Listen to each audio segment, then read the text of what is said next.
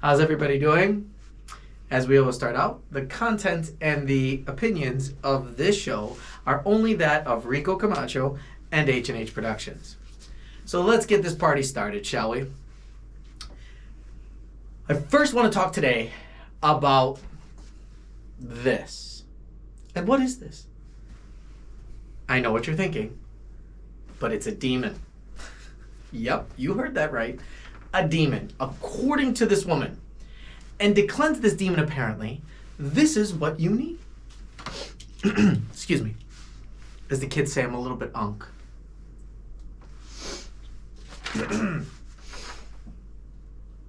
A goldfish. Windshield wiper fluid. And okay. A Green Bay Packer chair.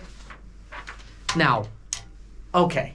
There's at least one demon we can fix in this room, and that is the Green Bay Packers. I mean, they are terrible right now. They have a tie, and they just lost, and we have to play the Bears in order to actually get into the playoffs, right? I could do better than this. Seriously. Okay, so we're going to go ahead and go over some game film here. Here we go.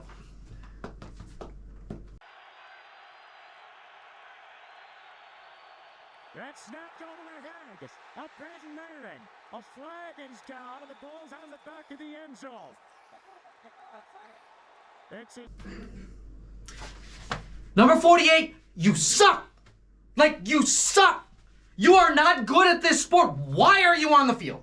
Why? Why do we even do this? 24, are you kidding me right now? Okay. You guys are giving me a heart attack. Coach! Coach, I'm so sorry. I'm so sorry. Okay, on to Wisconsin news. So, this Judge Dugan situation has been a hot case that has caught the eye of the entire state of Wisconsin. Now, Dugan's case brings into play the hot button issue that just keeps on giving. Immigration. Now, don't get me going on the history behind immigration in this country, from oppressed religion organizations coming over from Europe to the Irish potato famine that brought forth immigrants that literally built this country. Oh, and the fact that we are all actually immigrants, save for the Native American tribes who, you know, are literally in the name native to this country. Well, sorry. I went off on a tangent. It has been a while since I've been in a classroom, so excuse me for a minute on that one. Anyway. Okay. So Dugan has now been hailed as a hero. The man she allegedly helped, was in her courtroom for domestic battery. Now, that's not good. Don't get me wrong. However, as President Trump is well aware, we should be innocent until proven guilty in this country. Wait, wasn't Trump actually proven guilty for cheating on his wife and covering it? Wait, wow, wow. Whew. Anyway, again, I'm going to use that word a little bit here. I need to quote this from the Milwaukee Journal-Sentinel. Let me acknowledge something openly and honestly, said the Journal-Sentinel. The veteran prosecutor actually said this. Immigration enforcement policy in this country is a polarizing issue. I know this. You want to know why? Literally, I was fired from my job over that.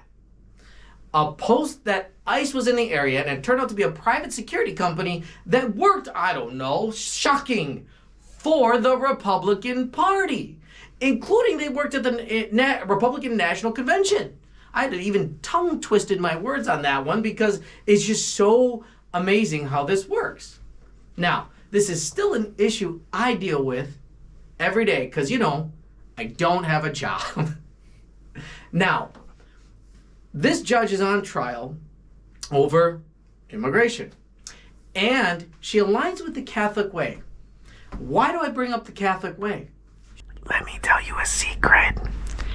Me and Judge Dugan both went to Catholic Memorial High School.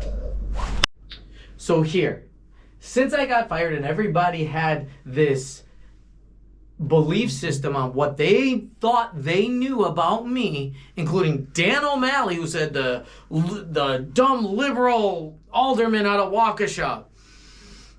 I'm going to go ahead and tell you my actual belief system on immigration. Okay? Here you go. Finally, you get to see it.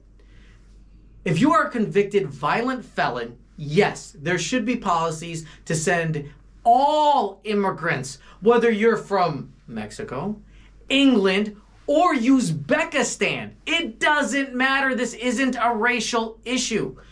If you are a hardworking immigrant that pays taxes, which in 2022, so almost 4 years ago now, and undocumented immigrants paid $96.7 billion in taxes. 6-7. Sorry, I had to do it. My bad. In taxes. Sorry, I had to get my head wrapped back around this.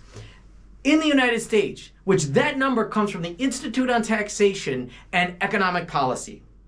We need justice and fairness in our country. I'm going to repeat that. We need justice and fairness in our country. And to follow our own belief system, which I don't know. You ever heard of this thing called the Statue of Liberty? Maybe?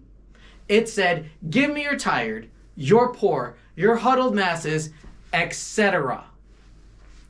Finally, to national news. Speaking of policies, let's talk about President Trump. So he made an address to the country.